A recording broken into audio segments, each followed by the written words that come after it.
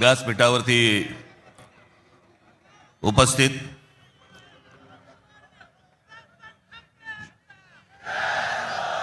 शिवसेनेचे पक्षप्रमुख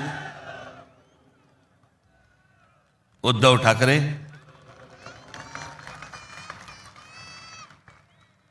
राष्ट्रवादी काँग्रेसचे नेते जयंतराव पाटील, इतर सर्व मान्यवर आणि माझ्या जमलेल्या तमाम मराठी बांधवांनो, भगिनींनो आणि मातांनो,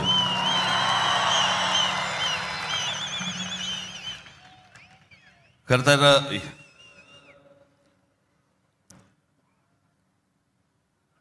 या व्यासपीठावरती मी माननीय बाळासाहेबांबरोबर लहान असताना अनेकदा आलो. शिवसेना पक्षाची स्थापनाच या शिवतीर्थावरती झाली. त्यावेळेला माझे आजोबा प्रबोधनकार ठाकरे हे देखील इथे उपस्थित होते.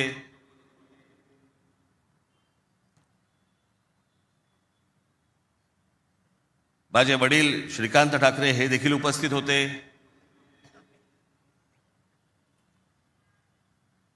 आमची माँ ही देखील उपस्थित होती.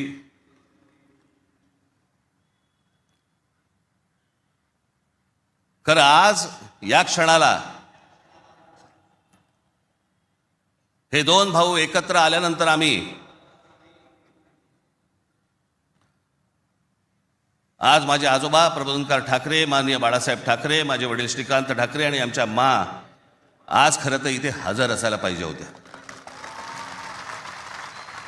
हे सगळं चित्र पुन्हा एकदा मराठी बांधवांसाठी, मराठी माणसांसाठी, मुंबईसाठी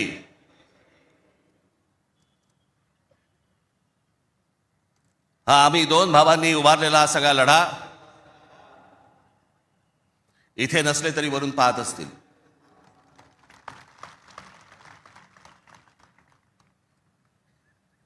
आज बऱ्याच गोष्टी मी आपल्यासाठी जरा थोडंसं घेऊन आलोय. जाताना पोट भरून जा.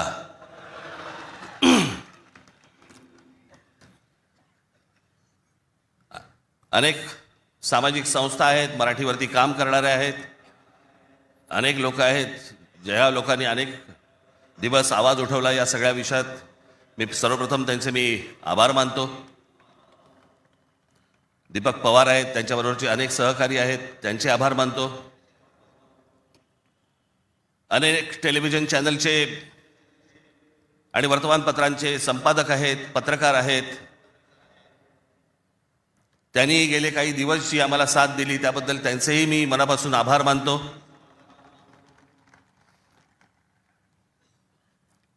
खरं तर मी 20 वर्षानंतर पहिल्यांदा युती करतोय.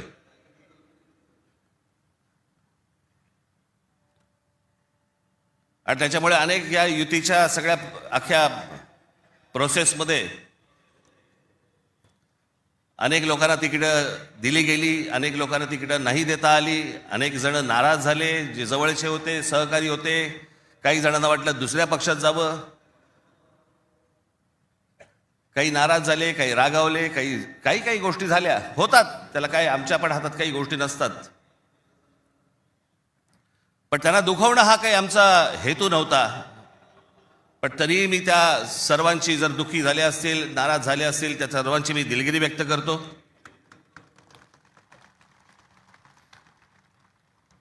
आपलेच आहेत, परत येतील.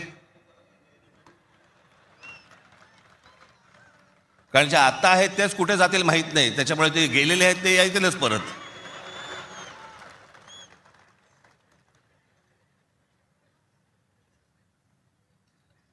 त्याच्यामुळे ह्या सगळ्या गोष्टींमध्ये मी त्यांना समजू शकतो.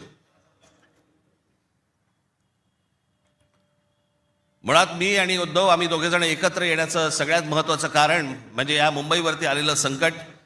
मी गेले अनेक वर्ष या सगळ्या विषयांमध्ये बोलत आलो. गेले अनेक वर्ष मी माझ्या भाषणांमधून हे सगळे मुद्दे मांडत आलो की कशा प्रकारचा डाव रचला जातोय. आणि मग मध्यंतरी या राज्य सरकारने हिंदी सक्तीचा विषय आणला.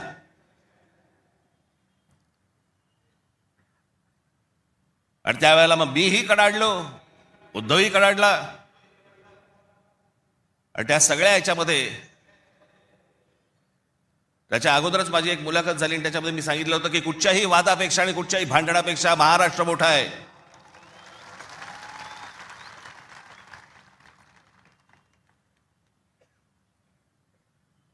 आणि मग तिकडनं ह्या सगळ्या गोष्टींची सुरुवात झाली. पण ते हिंदी सक्तीचा जो विषय होता तो फक्त तुम्हाला चाचपडून बघण्याचा होता. तुम्ही जागे आहात का? मराठी माणूस महाराष्ट्रामधला मुंबईमधला जिवंत आहे का? हे फक्त चाचपडणं होतं तुम्हाला.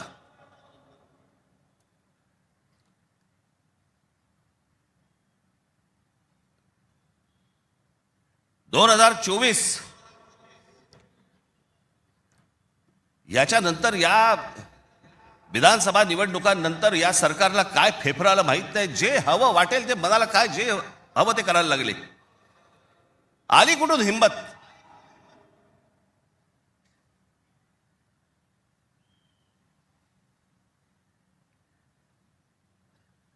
कोणाला विचारायचं नाही, काही जनता बिनता लोक बिक काही नावाची काही गोष्टच नाही. बस आम्हाला वाटलं म्हणून आम्ही केलं. हे कोण आहेत लोक? कोण आहे महाराष्ट्रातील जनता? पैसे फेकले की आम्ही विकत घेऊ. आला कुठून आत्मविश्वास?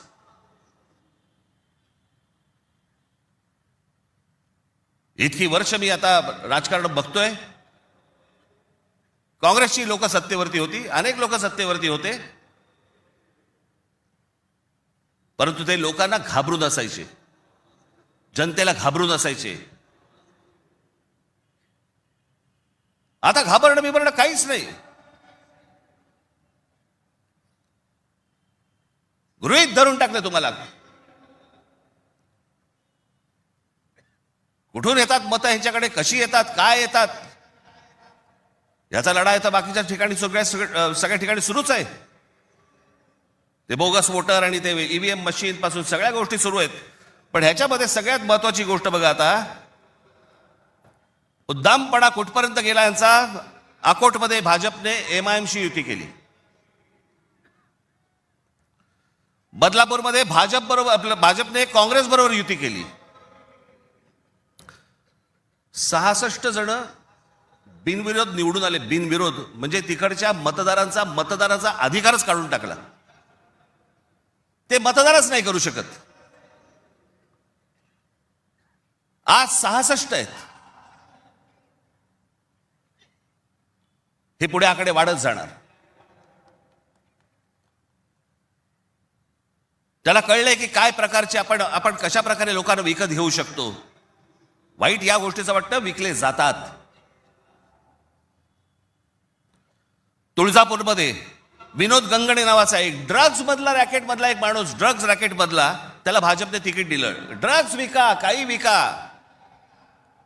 पुढच्या पिढ्या बर्बाद करा, काही फरक पडत नाही. पण ड्रग रॅकेट मधला एक माणूस, त्याला भारतीय जनता पक्षाने तिकीट दिलं तुमच्या नाकावर टिचून. तो एक आता बदलापूरला तुषार आपटे, बलात्काराच्या केस मधला आरोपी, बलात्काराच्या, सगळ्यांना माहिती आहे, नगरसेवक केलं. लहान मुलींच्या वरती बलात्काराचा आरोप असलेला माणूस, त्याला भारतीय जनता पक्षाने नगरसेवक. आली कुठून हिंमत? ज्यावेळेला वेडावाकड्या पद्धतीने ज्यावेळेला निवडणुका जिंकण्याचं यंत्र किंवा तंत्र हे ज्यावेळेला हस्तगत होतं ना, त्याच वेळेला हा उद्दामपणा येतो, ही मस्ती येते ना, हा माज येतो ना, हा त्याच्यातनं येतो.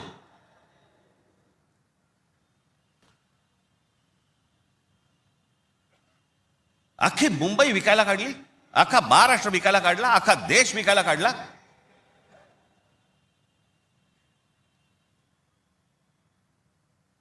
आपल्यासमोर काय वाढून ठेवलंय आपल्याला अंदाज पण नाही. मी तुम्हाला हे सांगतोय, मला 2024 साली मला एक व्यक्ती भेटली.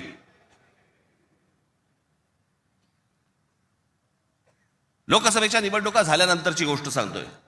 आणि त्यांनी मला जी माहिती दिली, आणि ती माहिती दिल्यानंतर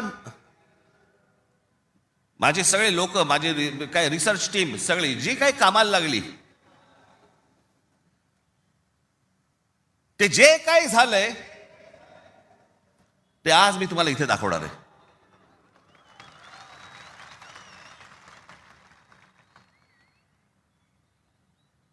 आणि मला असं वाटतं की मी आज जे दाखवणार आहे याच्यानंतर जर समजा आपल्याला भीती नाही वाटली तर मला असं वाटतं या देशात निवडणुका न लढवलेल्याच बऱ्या.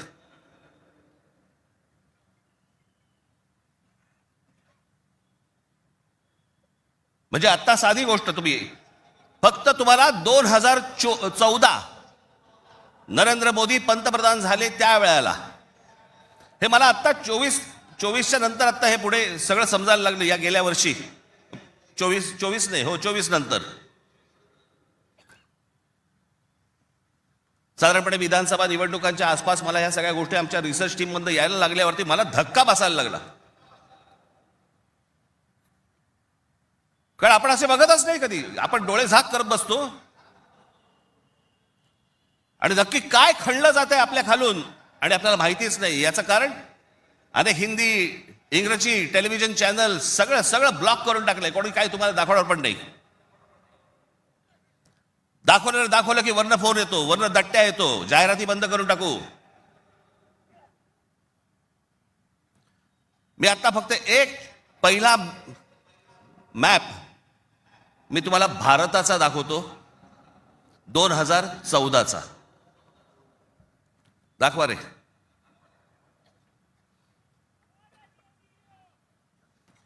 हा आहे 2014चा गौतम अडानी यांचे प्रोजेक्ट्स किती होते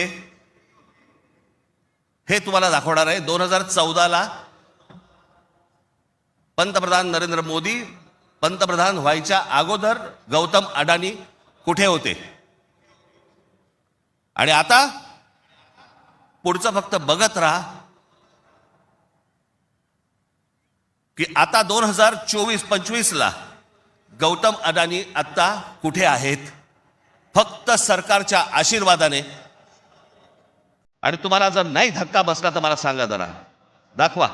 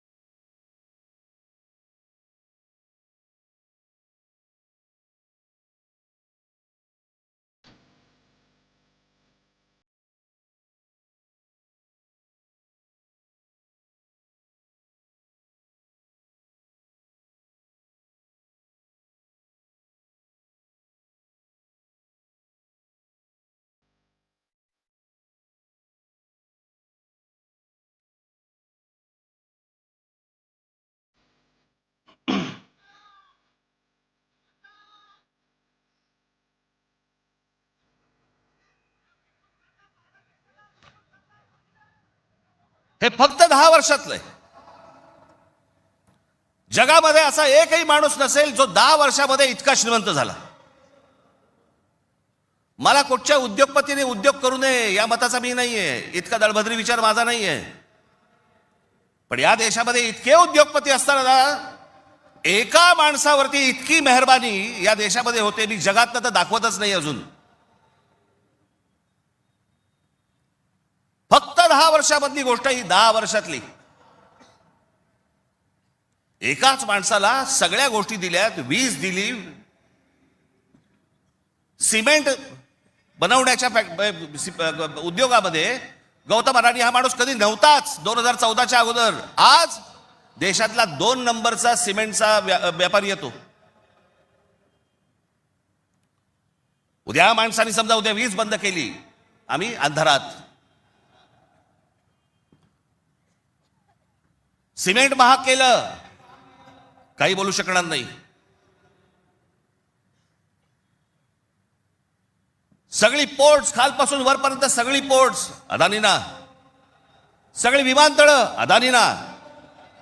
महाराष्ट्रात काय परिस्थिती एकदा बघा, महाराष्ट्राचा फक्त एकदा दाखवा.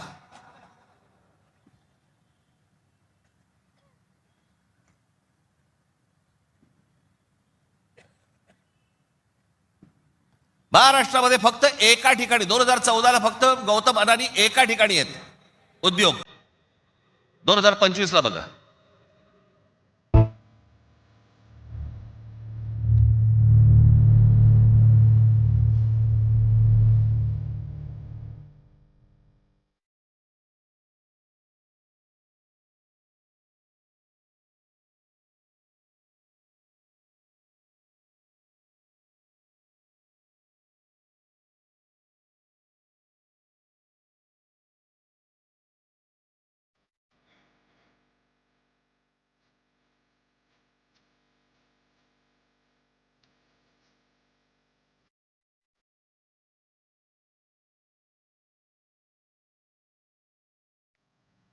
ही महाराष्ट्राची स्थिती.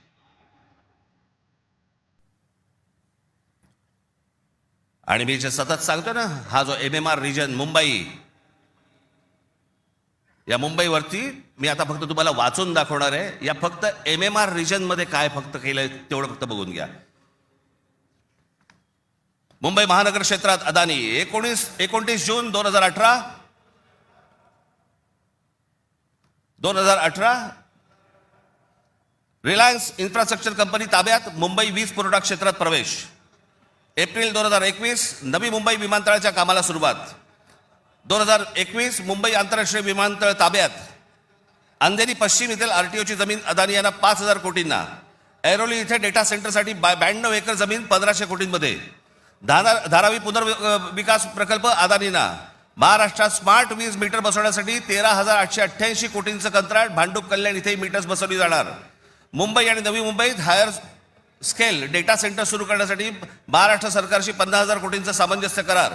मेट्रो मोनोरेल यांना अदानींचा वीज पुरवठा. सांताक्रूज आणि विलेपार्ले परिसरात केंद्र सरकारच्या विमानतळ आणि संरक्षण दलाच्या जागांवरती 80,000 झोपडपट्ट्यांचा विकास अदानी करणार. पनवेलमध्ये टॉवर्स सेमी कंडक्टर कंपनी आणि अदानी समूह यांच्या प्रकल्पाला महाराष्ट्र सरकारची मान्यता. $10 अब्ज गुंतवणुकीचा अंदाज. धारावी पुनर्विकास प्रकल्पासाठी देवनारमध्ये 124 एकर जमीन. मुंबई उपनगरातील वाढत्या वीज मागणी पुरवठ्यासाठी वसई खाडीजवळ 209 कांदळवने तोडण्यास मुंबई हायकोर्टाची परवानगी. गौतम अदानी यांची तारापूर अणुऊर्जा प्रकल्पाला भेट. पुढच्या 10 महिन्यात खासगी कंपन्यांना अणुऊर्जा क्षेत्रात येण्याची परवानगी देणारे विधेयक संसदेत मंजूर. रायगड जिल्ह्यातील आंबा नदीकाठी असलेल्या जेट्टी प्रकल्पासाठी 192 कोटीची गुंतवणूक. पनवेलमध्ये 1,000 एकर्समध्ये 10,000 कोटींचा रहिवासी प्रकल्प. मुंबईला वीज पुरवठा करण्यासाठी 1,660 कोटींचं काम. धारावी पुनर्विकास प्रकल्प बांधणीसाठी मुलुंड येथे 58 एकर जमीन आणि 319 कोटी मिळाले. धारावी पुनर्विकास प्रकल्प बाधितांसाठी कुर्ला मदर डेअरीची 20 एकर जमीन 57 कोटीत मिळाली. 124 एकरचा आणि 36,000 कोटींचा गोरेगाव पश्चिम येथील मोतीलाल नगर पुनर्विकास प्रकल्प अदानींना मिळाला. MIDCने तळोजा येथे 400 एकर नंतर आणखी 159 एकर जमीन दिली. बांद्रे रेक्लेमेशन पुनर्विकास प्रकल्प 24 एकर 30,000 कोटींमध्ये मिळाला. पालघर डहाणू येथे अदानी वीज प्रकल्प. अदानी नवी मुंबईत सेमीकंडक्टर प्रकल्प सुरू करणार. वसई येथील तुंगारेश्वर अभयारण्यातील जमीन अदानी इलेक्ट्रिसिटीला. टिटवाळा, मोहने, आंबिवली शहरात येथील अदानी सिमेंट फॅक्टऱ्या. वाढवण येथे बंदर उभारण्यासाठी अदानी समूह उत्सुक. महाराष्ट्र सरकारशी सामंजस्य करार. वाढवण येथे विमानतळ उभारण्यासाठी अदानी समूह उत्सुक.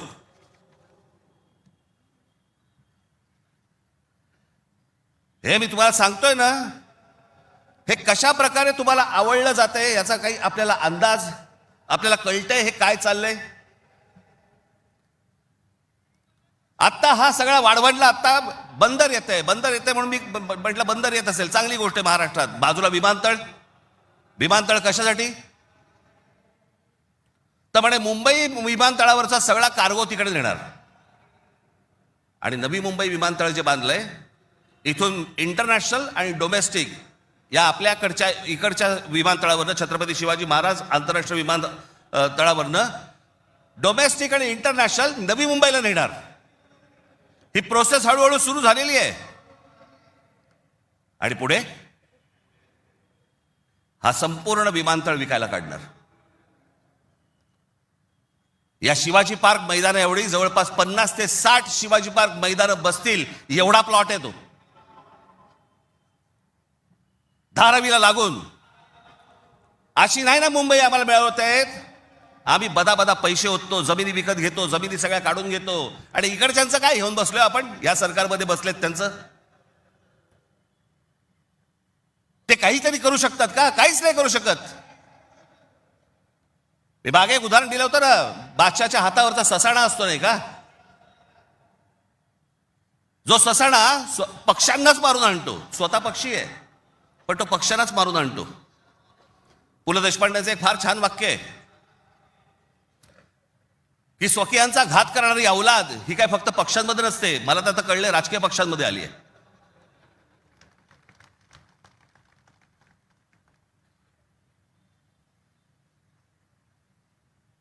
डोक्यात गेली सत्ता, डोक्यात.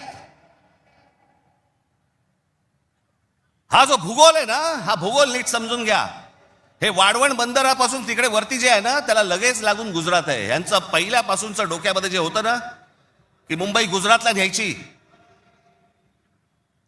मग मुंबई गुजरातला न्यायची असेल तर काय करायला लागेल, पालघर जिल्हा ताब्यात घ्यायला लागेल, ठाणे जिल्ह्याचा भाग ताब्यात घ्यायला लागेल, या MMR रिजनचा भाग ताब्यात घ्यायला लागेल, तर मुंबईपर्यंत पोहोचता येईल. माणसं पहिली बदा तिकडे टाका, त्यांचे मतदारसंघ फोडा, मराठी माणसांना फोडा, हे मतदारसंघ ताब्यात घ्या आणि त्याच्यानंतर सांगा अरे खासदार तर आमचाच, आमदार तर आमचाच, नगरसेवक पण आमचाच, महानगरपालिका ही आमच्या हातात.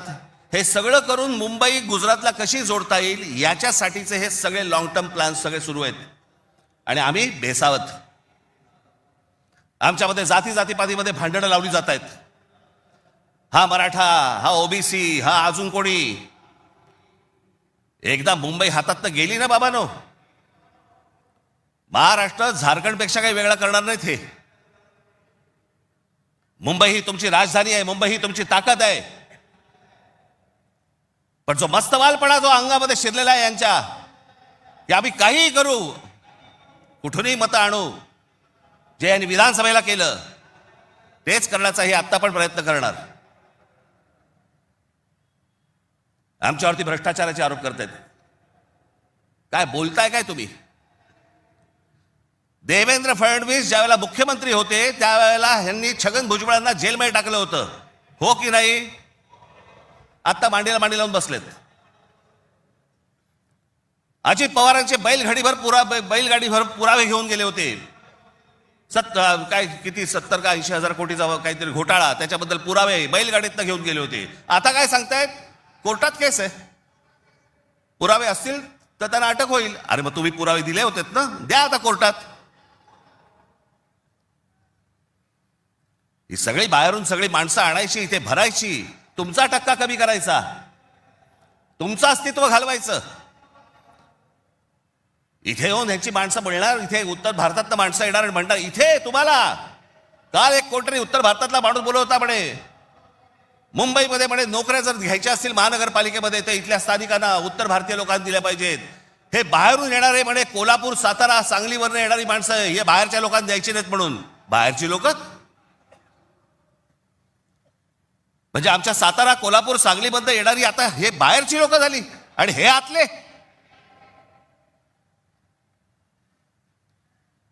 कृपाशंकर सिंग सारखा माणूस यांचा नेता भारतीय जनता पक्षाचा, तो म्हणतो काय उत्तर भारतीय महापौर करू, महापौर करू. यांची हिंमत कशी होती हो बोलायची? आपण जाऊन बोलू शकतो का तिकडे?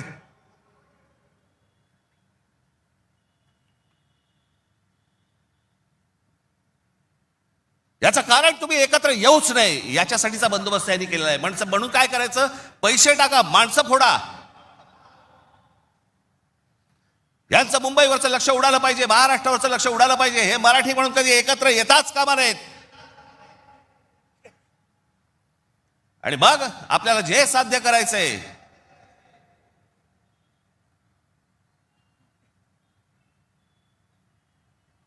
जी लोक येत आहेत ती लोक तुमच्यावरती उड्या मारतायत, वाटेल ते बोलतायत तुम्हाला. मुंबईमध्ये, महाराष्ट्रामध्ये तुम्हाला घरं नाकारली जात आहेत. काल परवाकडे कोणतरी एक तामिळनाडूमधून रसमलाई आली होती.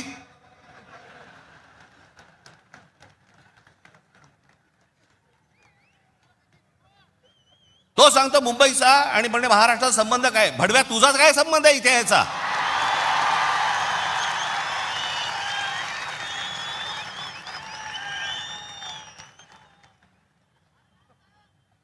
यांच्यासाठीच माननीय बाळासाहेब बोलले होते, हटाव लुंगी आणि बजाव पुंगी. आज अनेक दाक्षिणात्य इथे राहत आहेत, अनेक जैन मारवाडी इथे राहत आहेत, आनंदाने राहत आहेत. पण कसं भडकवलं जाते बघा तुम्हाला कबुतरांच्या नावाने. कबूतर राहिली बाजूला, पण हे सत्ताधारी जे फडफडत आहेत ना, हा त्यांचा प्रश्न आहे. काल परवाची गोष्ट, इथे मुंबईमध्ये एक जैन मराठी वादावरती पडदा टाकण्यासाठी म्हणून एक बैठक झाली. ही बातमी फक्त नवाकाळला आली होती. त्यांचे कोणतरी एक जैन मुली निलेश चंद्र आहेत, निलेश चंद्र. बघा ते जैन मुली निलेश चंद्र काय सांगतायत, तर कबुतरे खाणे आणि मांसावरून मराठी जैन समाजात पेटलेला वाद मिटवण्याची जबाबदारी मुख्यमंत्री देवेंद्र फडणवीस यांनी भाजपा मंत्री मंगल प्रभात लोढा यांना दिली. मात्र मंगल प्रभात लोढा यांनी हा वाद मिटवला नाही, तर ह्या समाजामध्ये जास्तीत जास्त भांडणं कशी लागतील हे पाहिलं. म्हणजे मराठी माणसापासून गुजराती बाजूला करायचे, आता ही लुंगी अंडी इकडनं तामिळ बाजूला करायचे, अजून कोणतरी युपी मधनं बोलवायचा त्याच्यात अजून ते बाजूला करायचे. तुम्हाला या महाराष्ट्रामध्ये, मुंबईमध्ये एकट्यात पाडायचं. एकटे असलो तरी काफी होत.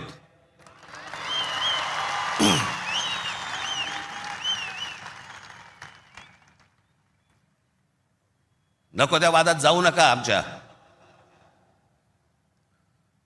यांच्या गुजरातमधनं बिहारी लोकांना ज्यावेळेला हकलवले त्याच्या बातम्या नाही होत.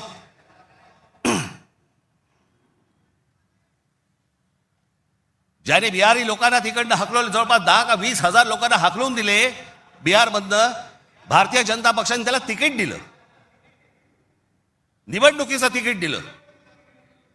आणि हे वाद फक्त तुमच्यासाठी, आमच्यासाठी इथे फक्त करून ठेवतायत. गेले अनेक वर्ष सांगतोय तुम्हाला, हे सगळं हे जे मुद्दामून जे चालू आहे, तुमचं अस्तित्व नष्ट करण्यासाठी हे सगळं सुरू आहे.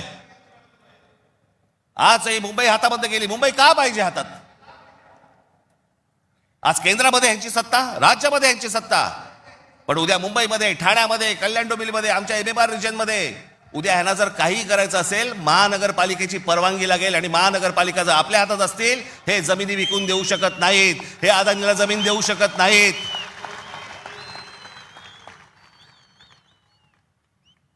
ही गोष्ट ते करूच शकत नाहीत. हा धोका काय होता ना बाबांनो, मी फक्त वेळ कमी आहे परंतु मी आपल्याला एक धोका, हा किती वर्षांपूर्वी आमच्या बाबासाहेब आंबेडकरांनी, आमच्या बाबासाहेबांनी मांडलेला तुम्हाला फक्त एक गोष्ट वाचून दाखवतो, जी मी 2008ला वाचून दाखवली होती. बाबासाहेबांनी काय त्यावेळेला मांडलं होतं हे तुम्हाला आज कळेल. मी काय सांगतोय तुम्हाला ते. उत्तर प्रदेश आणि बिहार यांच्यासारखी राज्य निर्माण करून हे बघा, हे पुस्तक आहे भाषिक राज्य पुनर्रचना मीमांसा. आपल्याला कुठे मिळालं तर आपण जरूर वाचा. उत्तर प्रदेश आणि बिहार यांच्यासारखी राज्य निर्माण करून राज्य पुनर्निर्माण मंडळाने केवळ तौलनिक विषमता निर्माण केली एवढेच नव्हे, तर उत्तर भारत आणि दक्षिण भारताचे दोन तट निर्माण केले. उत्तर भारतात हिंदी भाषेचं प्राबल्य आहे, उलट दक्षिण भारतात हिंदीशी संबंध नसलेल्या भाषा बोलल्या जातात. मला खरं तर आपल्याला सांगायचं आहे की युपीच्या आणि बिहारच्या लोकांनी पहिल्यांदा नीट समजून घ्या, बाबांनो, हिंदी ही तुमची पण भाषा नाही. युपीच्या लोकांची भोजपुरी भाषा आहे, बिहारच्या लोकांची मैथिली भाषा आहे, अवधी भाषा आहे. हिंदी भाषा तुमची पण नाही आहे. माझा कुठच्या भाषेवर राग नाही, परंतु तुम्ही आमच्यावरती लादणार असाल तर लाथच मारू. हिंदी भाषिकांची संख्या किती मोठी आहे याची बहुतेक कोणालाही दखल नाही. भारताच्या एकूण लोकसंख्येच्या 48% लोकसंख्या ही हिंदी भाषिक म्हणजे त्या भागाची आहे. माझ्याकडे घटना निर्मितीचे काम होते त्यावेळी एक गुपित घटना मी नमूद करू इच्छितो. अर्थात गुपित भंगाचा आरोप माझ्यावरती येणार नाही अशी अपेक्षा आहे. काँग्रेस पक्षाच्या एका बैठकीतील हे गुपित आहे. हिंदी ही राष्ट्रभाषा म्हणून स्वीकारण्यासंबंधी ही चर्चा होती.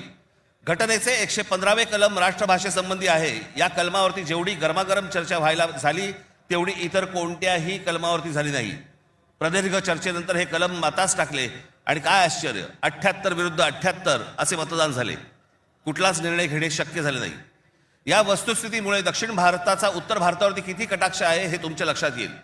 उत्तर भारत संलग्न झाला आणि दक्षिण भारत विच्छिन्न राहिला आणि राजकारणात हिंदी व उत्तर भारताचे वर्चस्व असेच चालू राहिले तर परस्पर द्वेषभाव निर्माण झाला नाही तरच नवल. केंद्रीय सरकारात एका राज्याला दुसऱ्या राज्यावरती अशा आगंतुकपणे वर्चस्व चालू देणे धोक्याचे आहे.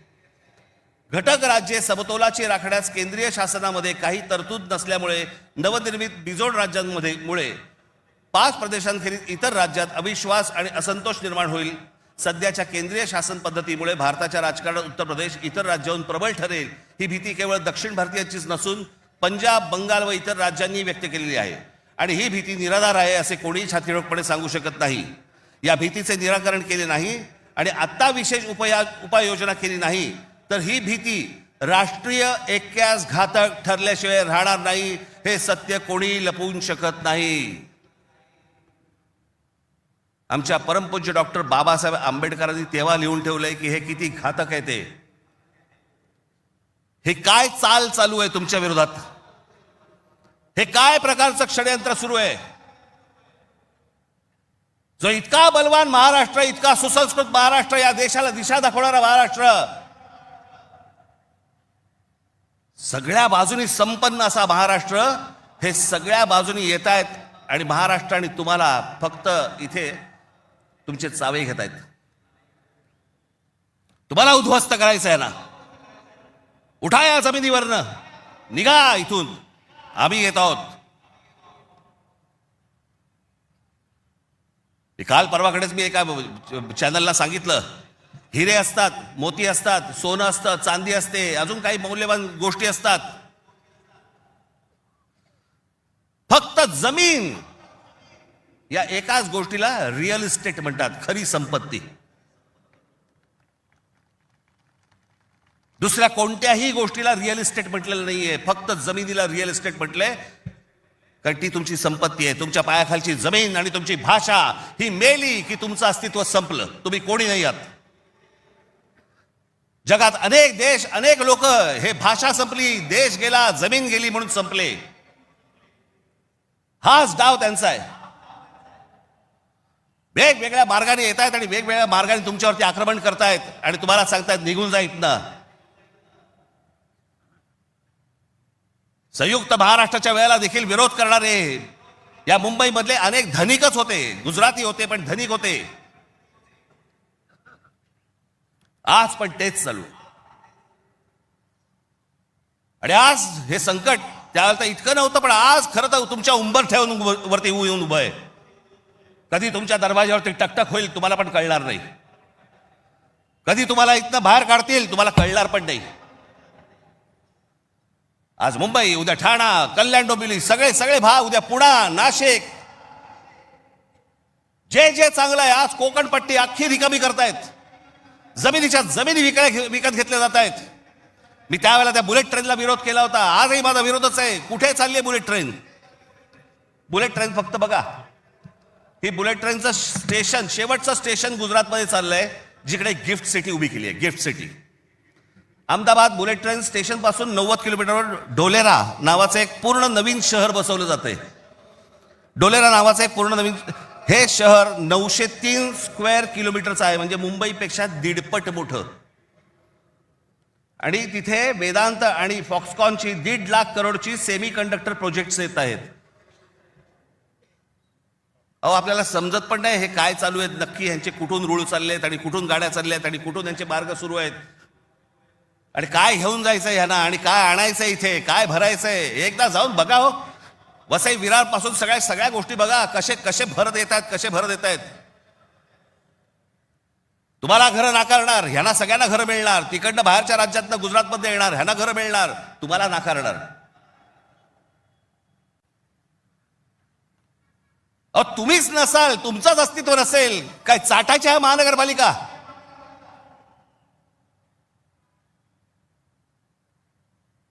काय उपयोग आहे या गोष्टींचा? आम्ही भले आमच्या वचननाम्यामध्ये सांगितलेल्या अनेक गोष्टी आहेत ज्या उत्तम करू, उत्तम शहर करू, चांगल्या गोष्टी करू. मला असं वाटतं उद्धव ठाकरे आपल्या भाषणामध्ये या गोष्टी सांगतीलच. अरे पण तुम्ही असायला पाहिजेत ना त्याच्यासाठी. तुमची काय किंमत करून ठेवली आहे लोकांनी? कोण महाराष्ट्रामधला मराठी माणूस पैसे फेकले की विकला जातो? ही आपली किंमत.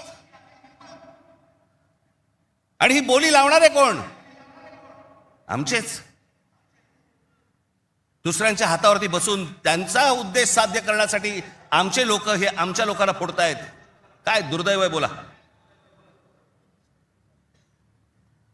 या अशा परिस्थितीमध्ये ही आजची निवडणूक होते आहे. ही मराठी माणसासाठी शेवटची निवडणूक आहे. आज जर चुकलात, कायमचे मुकलात म्हणून समजा. आज जर तुमच्या हातात ही शहरं गेली, त्यांच्या हातामध्ये गेली, उद्या राजानं मारलं आणि पावसानं झोडलं, तक्रार कोणाकडे करायची? आज इतर राजकीय पक्षांमधले पण जे मराठी लोक आहेत, माझं त्यांनाही आव्हान आहे, सोडा ते सगळं. या मराठी माणसासाठी एक व्हा, या मुंबईसाठी एक व्हा, या महाराष्ट्रासाठी एक व्हा.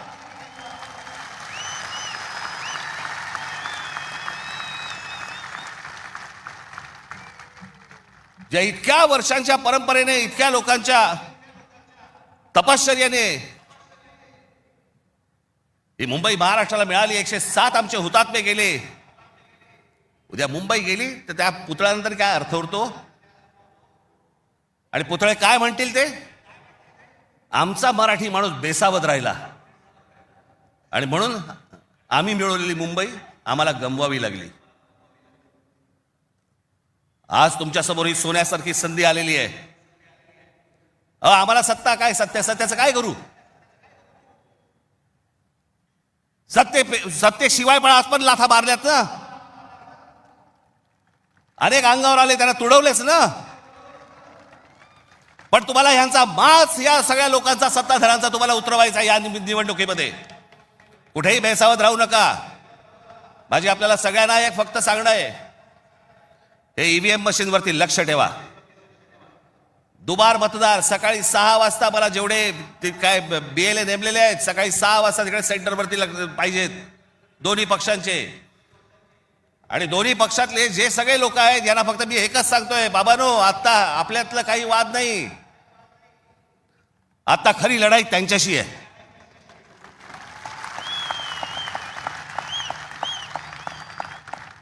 आपण भांडत राहावं हेच त्यांना पाहिजे. त्यांना जे हवं ते आपण नाही द्यायचंय. आपल्याला जे हवं तेच आपण केलं पाहिजे. आणि म्हणून तिकडे आपल्याला जाता एवढंच सांगेन की सतर्क राहा, बेसावध राहू नका.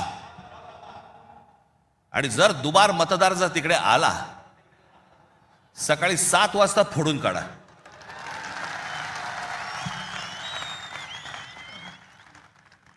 ही मुंबई राहावी, हे महाराष्ट्र राहावं, राज्य राहावं, हे मराठी माणसाच्या हातात राहावं, तुमच्या हक्काचं असावं, तुमचंच आहे ते.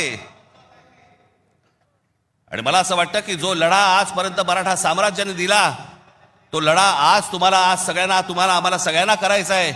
हा महाराष्ट्र वाचवायचा आहे, महाराष्ट्र समृद्ध करायचा आहे, ही आपली शहरं समृद्ध करायची आहेत, ही मुंबई आपल्याला वाचवायची आहे, ही मुंबई कदापि आपल्याला कुठेही गुजरातला राहून द्यायची नाहीये. या सगळ्या गोष्टींसाठी आपण सगळेजण कामाला लागाल अशी एक आशा अपेक्षा बाळगतो आणि आपणा सर्वांची मी रजा घेतो. धन्यवाद. जय हिंद, जय महाराष्ट्र. धन्यवाद राज साहेब.